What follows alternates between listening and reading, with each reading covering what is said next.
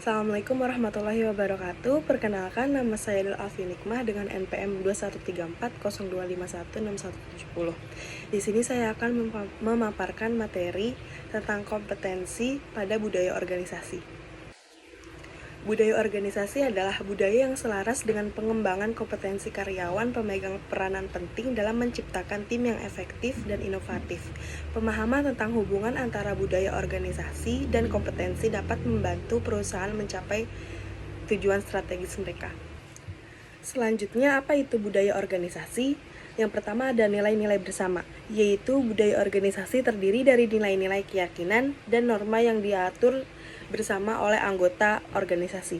Yang kedua ada identitas organisasi, yaitu budaya organisasi mencerminkan identitas kepribadian dan karakter unik dari suatu perusahaan. Selanjutnya ada perilaku dan sikap, yaitu budaya organisasi mempengaruhi cara karyawan berpikir, berperilaku, dan berinteraksi dalam organisasi. Dan yang terakhir ada keunggulan kompetitif. Budaya yang kuat dan selaras dapat menjadi sumber keunggulan kompetitif bagi perusahaan.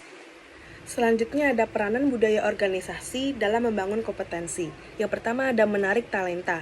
Menarik talenta pada budaya organisasi yang kondusif dapat menarik dan mempertahankan karyawan berbakat. Selanjutnya ada mendorong pembelajaran.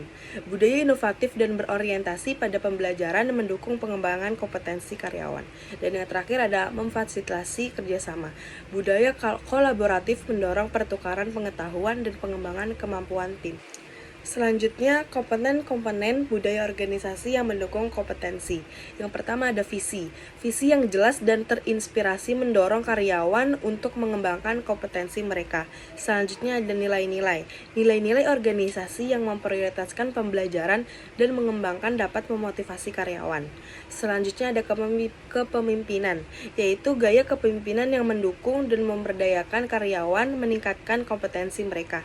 Dan yang terakhir ada kerjasama tim. Budaya kolaboratif mendorong pertukaran ide dan pengembangan keterampilan bersama.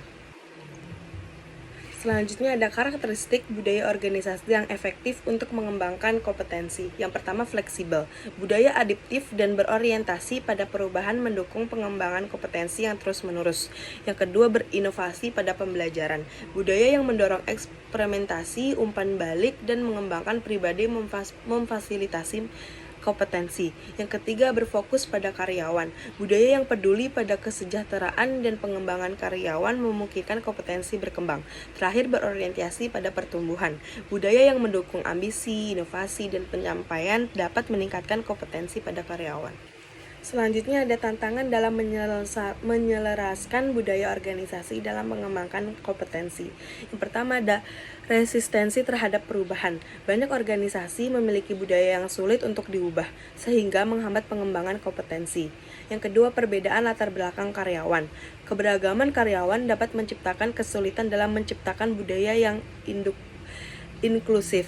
Yang terakhir, ketidakselarasan tujuan. Tujuan organisasi dan individu yang tidak selaras dapat menimbulkan konflik yang menghambat kompetensi.